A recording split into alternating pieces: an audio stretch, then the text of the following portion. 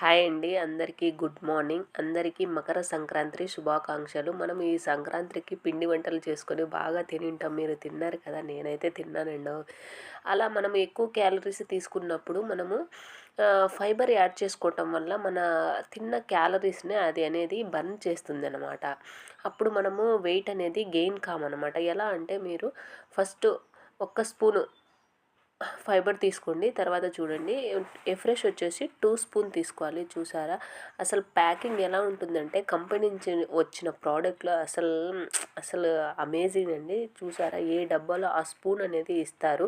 అంటే క్వాంటిటీ కోసం మనం ఎక్కువ తక్కువ యూజ్ చేస్తాం కదా, అలా లేకుండా క్వాంటిటీ కోసం అనేది స్పూన్ అనేది కంపెనీ వాళ్ళు అరేంజ్ చేశారు. అసలు ఇంత మంచి కమ్యూనిటీ దొరకడం అనేది చాలా చాలా హ్యాపీ అండి.